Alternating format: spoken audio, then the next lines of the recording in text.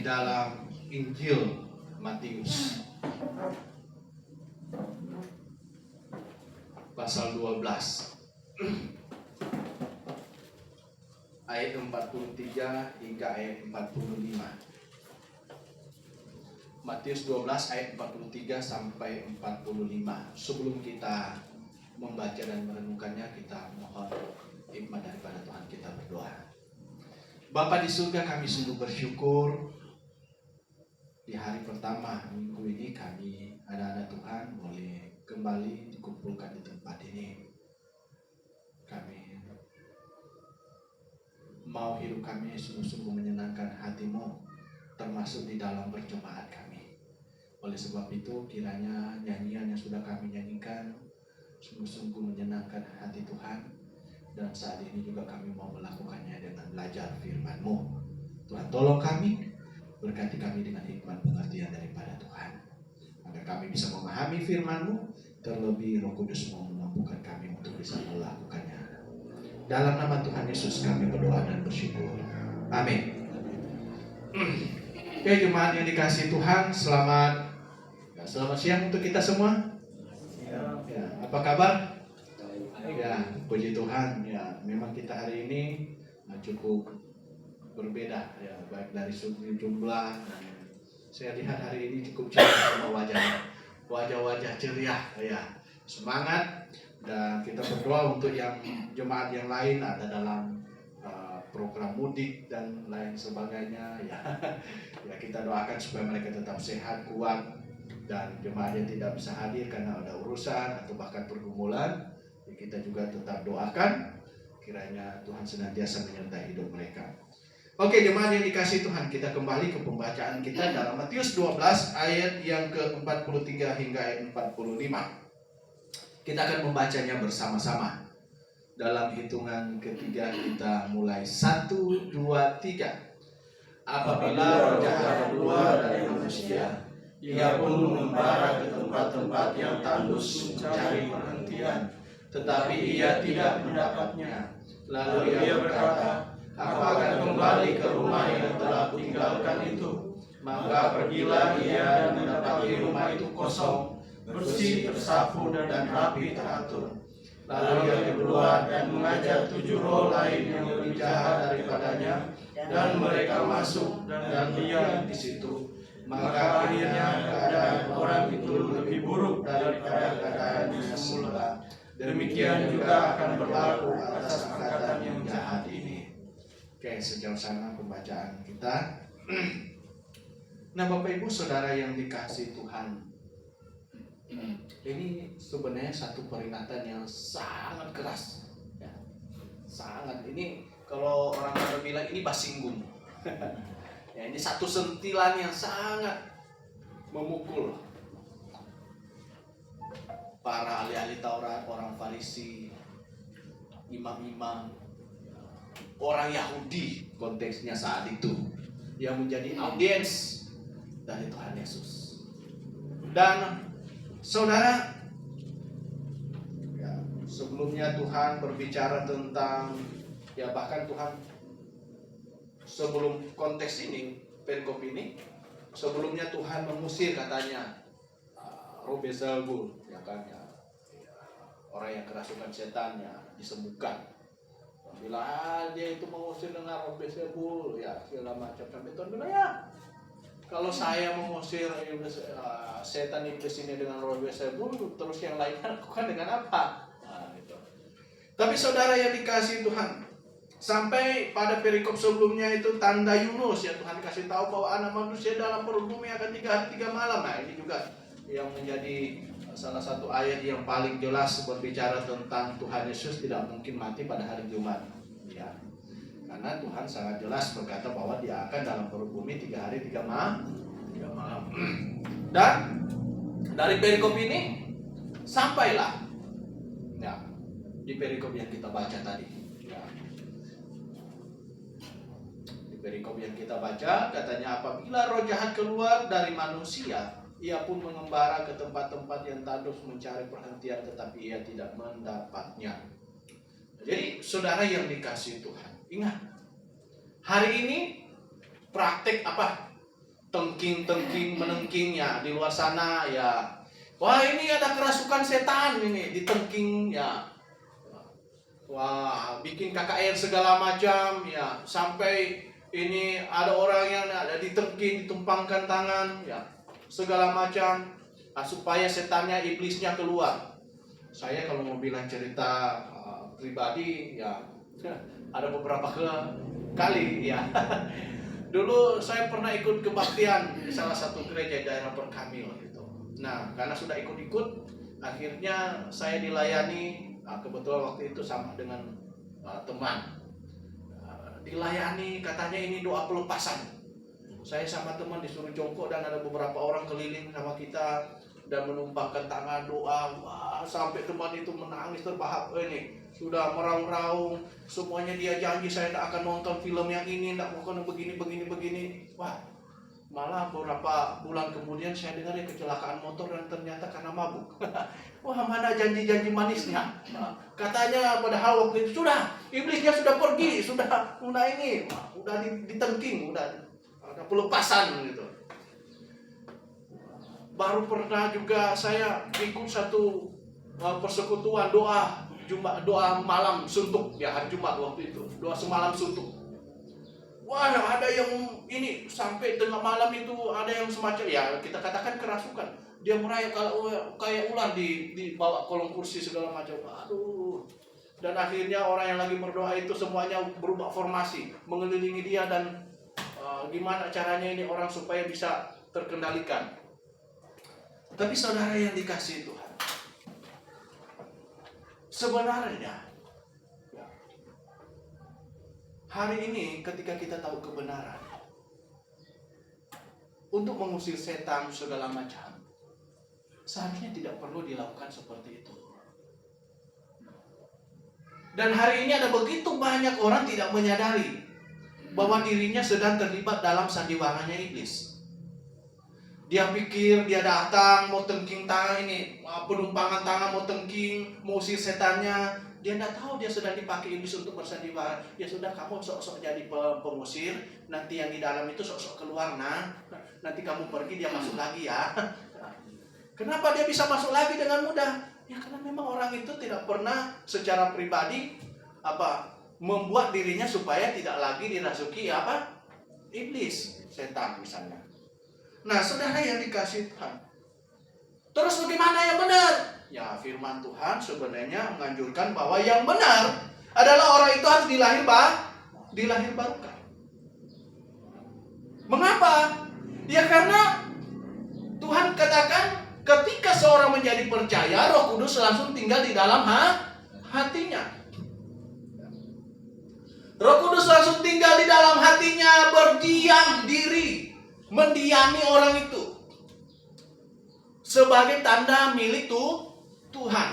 Jadi selama orang itu adalah orang percaya, dia adalah milik Tuhan, dan selama dia adalah milik Tuhan, meterai yang adalah Roh Kudus itu tetap tinggal di dalam hatinya. Dan di dalam surat Yohanes ya, bukan Injil Yohanes, dikatakan tidak ada roh yang lebih besar, yang lebih berkuasa yang ada di dunia ini selain roh yang ada padamu. Roh apa yang ada pada mereka saat itu? Konteks dalam surat Yohanes. Roh apa? Ini berbicara terhadap berbicara audiensnya adalah orang sudah percaya, ini adalah jemaat. Roh apa yang ada dalam jemaat saat itu? Adalah roh Tuhan sendiri, yaitu Roh Kudus, Roh Allah. Roh Allah yang ada di dalam hidup mereka, dalam diri mereka, dalam hati mereka.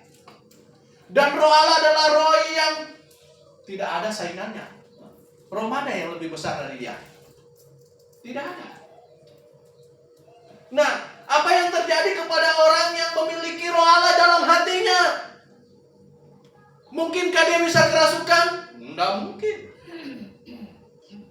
Mungkinkah dia dikuasai iblis dari dalam? Tidak mungkin. Karena di dalam hatinya ada roh Allah, Roh Kudus, yang sedang mendiami dia, mendiami hatinya. Nah, jadi jemaat yang dikasih Tuhan, solusi untuk mereka yang di luar sana, yang kerasukan, dan mungkin yang masih was-was, yang berjaga-jaga jangan sampai kerasukan, adalah apa? Adalah beritakan Injil. Yakinkan dia tentang kebenaran. Yang lagi kerasukan tidak usah ditengking-tengking, ditahan aja, diikat aja, tunggu dia sadar. Nanti dia sadar baru apa? Diinjili. Setelah dia diinjili, baru dia terima Yesus, Roh Kudus tinggal dalam hatinya, sudah. Tidak akan kerasukan lagi. Tapi dia masih kejang-kejang. Tes. Jangan-jangan dia bukan kerasukan setan, tetapi sakit ayam. Saya pernah saksikan itu. Dan sampai hari ini saya tahu orangnya sebenarnya adalah sakit ayam. Waktu itu dia seorang gadis. Ya, sebenarnya masih seusia dengan saya. Pernah satu kali dia pulang sekolah masih pakai seragam SMA waktu itu. Waduh, dia di tengah jalan, tiba-tiba semuanya dicabik-cabik sama dia dan melakukan sesuatu yang sampai dia sendiri, bajunya, semua pohon segala macam di sampingnya semua dihantam sama dia. Sampai orang ketakutan dan datang orang yang kenal dia, tahan ya, termasuk kami, pegang dia, berapa orang yang pegang segala macam. Ini kuat sekali katanya. Ya ini orang kan sedang dia ini orang kalau sakit ayam, ya itu sebenarnya ini kan mempengaruhi kejiwaan dia. Jadi ada yang sudah datang siram air, tumpah tangan segala macam, doakan. Balik lagi. Tenang saat itu balik lagi. Ternyata dites, akhirnya diperiksa ya dia memiliki riwayat sakit ayam.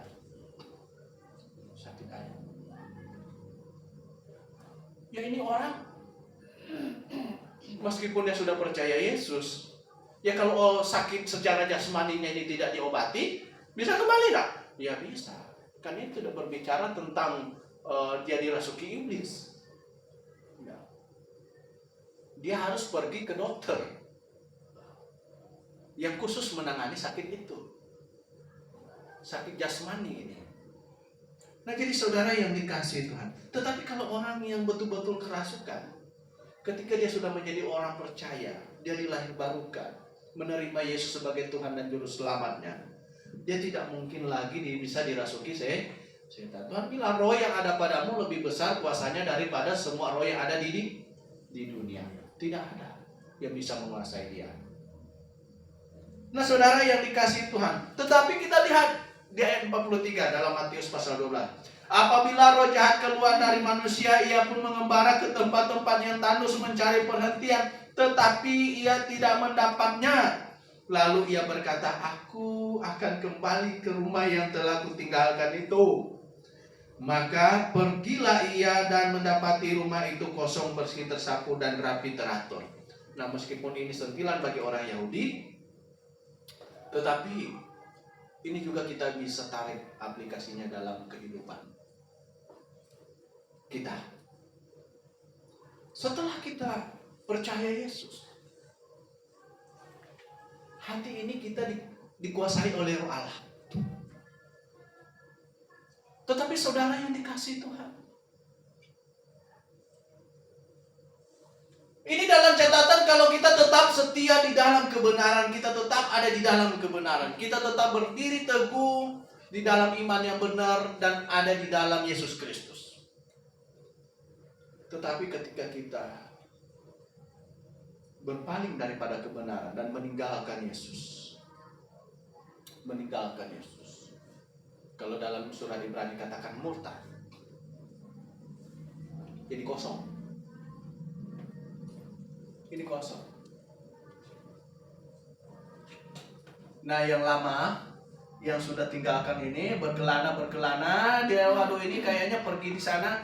Ya kan kalau kita pernah lihat ini apa ya, keong atau apa itu yang misalnya kayak kepiting itu ya, biasanya kalau kita cabut dari cangkangnya kan ya, kita taruh dia akan kesana kemari cari cangkang, nanti sembarang yang ada lubangnya dia masuk ke ini kayaknya sempit, nah nanti dia keluar lagi, dia cari yang cocok, terkadang sampai di kayak penutup balsam segala macam ya, atau botol apa dia coba, nah mana yang dia rasa cocok dia masuk gitu. Nah, tapi karena cocok, kalau kita taruh lagi cangkangnya dekat dia, nanti dia dapat, dia masuk lagi di situ. Ya kan?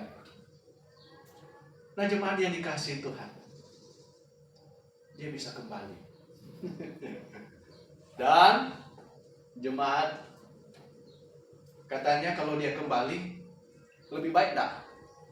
Lebih parah. Kenapa?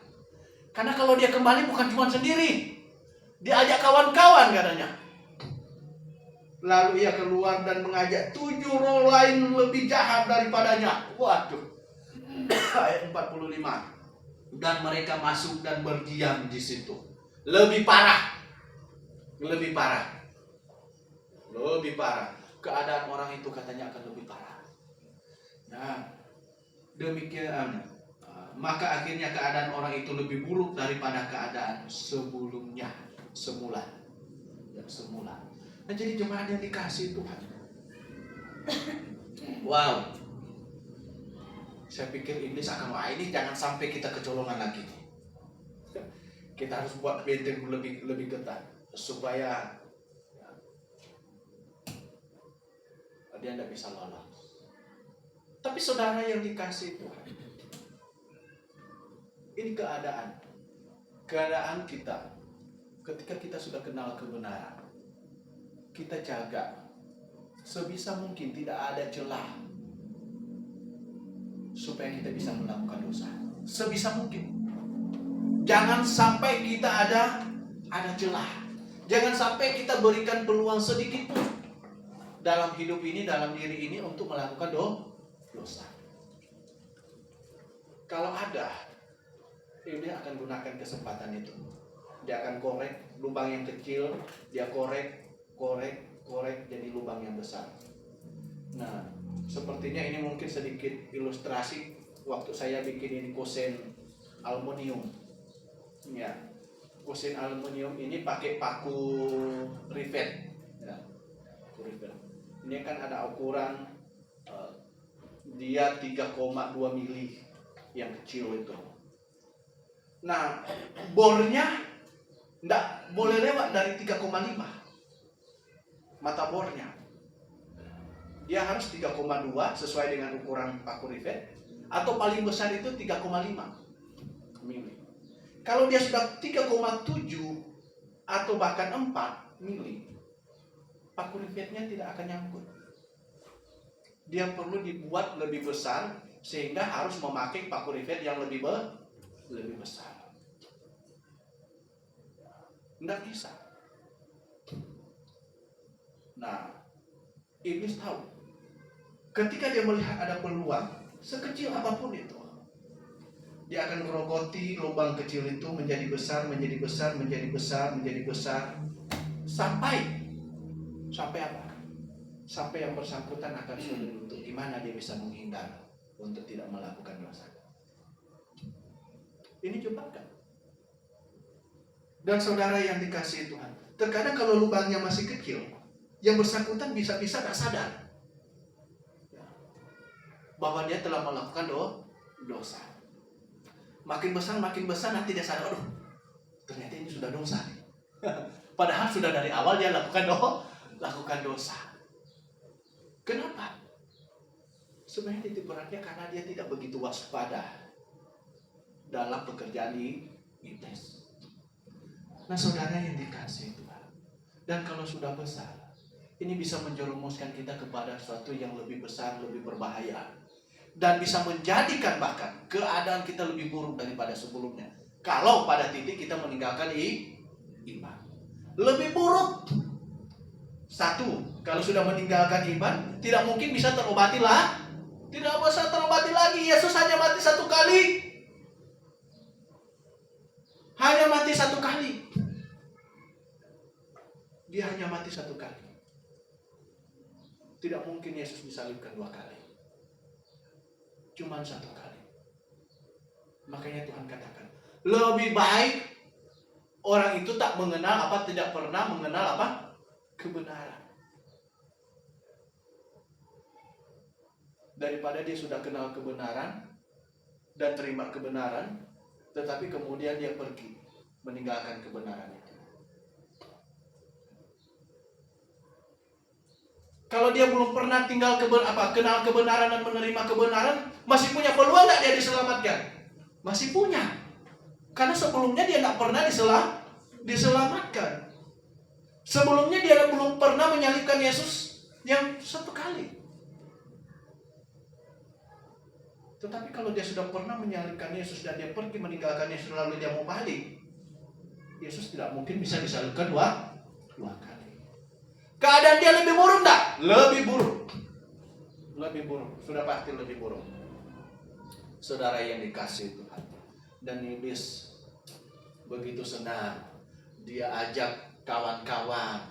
Nah, kamu kan sudah tidak bisa diselamatkan. Ya udahlah, kamu gunakan hidupmu semau-maumu lah. Ya, kalau cuma satu tidak cukup. Supaya kamu lebih hebat di dunia ini, ya diajaklah kawan-kawan yang lain. Kalau 7 masih kurang, saya masih punya pasukan yang lain. Lebih banyak, lebih bagus. Lebih buruk. Lebih buruk. Jadi jemaat yang dikasihi Tuhan. Ya, kita dari minggu-minggu sebelumnya ya, mengingatkan tentang pentingnya waspada. Pentingnya kita tetap setia di dalam kebenaran. Waspada pekerjaan iblis, waspada terhadap semua yang ada di sekitar kita, terlebih waspada terhadap pengajaran-pengajaran yang ada di luar sana. Kita perlu waspada, kita perlu menjadi sebenarnya bentuk kritis, keingintahuan, belajar, ingin tahu tentang kebenaran. Ini salah satu bentuk kewaspadaan kita. Karena dengan banyak tahu tentang kebenaran, kita bisa lebih banyak tahu bagaimana mencegah. Wah, ternyata kebenaran seperti ini, dan yang tidak benar seperti ini, dan yang tidak benar ini begini caranya untuk mengatasinya. Doktrin yang salah ini, ya untuk menggentarnya ternyata harus dengan begini. Ayat-ayat yang ini yang dipakai. Ya. Jadi saudara yang dikasihi Tuhan, waspada. Dan ini hal yang Tuhan sudah sampaikan berulang-ulang. Waspadalah, sebab musuhmu katanya seperti singa yang mengaum-ngaum. Dan lain sebagainya. Ada begitu banyak peringatan itu. Dan jemaat yang dikasihi Tuhan. Mengapa itu penting? Karena Tuhan ingin Anda sebagai orang yang sudah diselamatkan. Anda sebagai orang yang di dalam hatimu ada Roh Kudus. Itu betul-betul setia terhadap imanmu sampai Tuhan datang kedua kali. Bahkan kita perlu waspada untuk menjaga semangat kita. Tadi sudah disinggung oleh pemimpin pujian kita, ya kan? Ya, sebenarnya di dalam Alkitab juga ada nostalgia tentang semangat. Tuhan bilang kepada jemaat Efesus, ya kan, di dalam kitab Wahyu, mana semangatmu yang mula-mula. Semangat yang mula-mula yang mana? Saat orang kenal kebenaran, ya kan? Dia kenal kebenaran berapi-api, hujan badai didatangi, semuanya dilewati. Apa sih perlu apa? Perlu apa? Mau kemana kita? Ayo. Semangatnya. Tetapi lambat laun, dikikis oleh banyak hal. Mulai memudar. Sampai pada titik dia jenuh dan dia pergi. Dan ini perlu diwaspadai. Karena jemaat yang dikasihi Tuhan, ingat, lebih baik kita salah pilih rumah, salah pilih kendaraan, salah pilih apalagi baju. Ya, baju paling mahal berapa sih? Saya pernah dengar yang viral itu kan anak bea cukai, ya kepala bea cukai, ya bajunya ada yang 30-40 juta. Ya, itu masih bisa terjangkau saya pikir. Betul? Ya, seberapa mahal itu masih ada angkanya. Tetapi berbicara tentang keselamatan jiwamu, ini tidak ada angka. Tidak ada angkanya. Itu baru bicara tentang keselamatan ini, belum upaya yang lain yang tidak ada angkanya juga sebenarnya. Ya. Dan itu hanya bisa kita dapatkan, akan kita nikmati betul-betul kalau kita tetap berdiri di dalam kebenaran. Berbahagialah jemaat yang dikasihi Tuhan. Anda sudah menemukan kebenaran. Dan Anda jangan sampai menjadi orang yang seperti ya Tuhan sentuh di sini. Saudara yang dikasihi Tuhan, karena keadaan kita akan lebih buruk kalau kita meninggalkan kebenaran. Atau mungkin jangankan tidak langsung otomatis kita tinggalkan kebenaran. Kita meninggalkan tempat yang dimana kita tahu di situ ada kebenaran saja akan membuat hidup kita jauh lebih buruk. Ingat itu, saudara yang dikasihi Tuhan. Makanya saya emang kemarin ada saudari Bunga cari kerja. Saya bilang kalau bisa cari tempat kerja yang di situ bisa ada gereja yang benar. Cari, saudara yang dikasih Tuhan. Kalau orang lain cari mau pindah rumah mikirkan apa? Wah, rumahnya ini dekat mall, enggak dekat pasar, enggak dekat sekolah, enggak. Ya kan? Itu selalu jadi pertimbangan. Wah, rumahnya itu yang jadi prioritas. Tetapi kita nomor satu adalah rumah kita, tempat tinggal kita atau tempat kerja kita ada, di situ ada gereja yang benar enggak? Saya bisa temu kebenaran enggak? Ini prioritas kita. Kenapa? Karena saya ingin hati saya terus bisa didiami oleh Roh Kudus. Dan hati saya ini memancarkan hal-hal yang mulia. Bahkan dari hati saya bisa menghasilkan perkataan yang benar, perkataan yang membangun, bahkan perkataan yang menuntun orang kepada kebenaran. Karena kalau tidak, bisa saja dari hati saya ini mungkin di kemudian hari justru menghasilkan hal-hal yang karena sudah bukan Roh Kudus di dalam, ternyata sudah roh yang lain. Oleh sebab itu saudara yang dikasihi, mari firman Tuhan sampaikan, jangan sampai kita tinggalkan iman kita. Karena kalau yang sudah keluar itu pergi, dia berkelana tidak dapat tempat yang baru, dan dia temukan, wah ini sudah kosong, sudah kosong.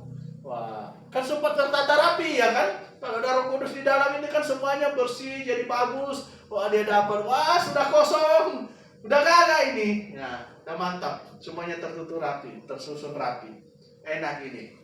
Ya kalau ibarat rumah ini, wah dia sudah cat baru, lantainya sudah keramik, ber-AC lagi, wah enak tuh juga. Makan lebih betah dia. Dia lebih betah dan dia bisa ajak teman-temannya untuk party di dalam. Dan saudara yang dikasihi Tuhan, ini bukan candaan. Ini sesuatu yang sangat serius. Sangat serius.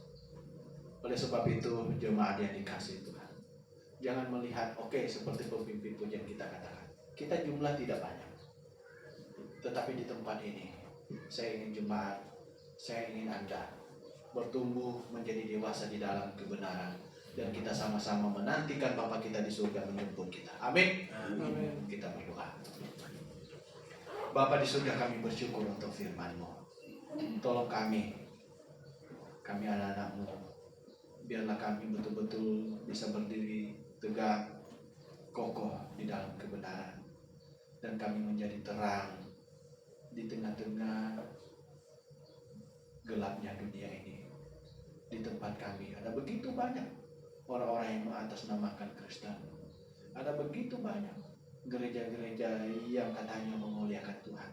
Tetapi kami tahu, kami bisa menilai, kami bisa melihat bahwa semuanya sesungguhnya jauh daripada Tuhan.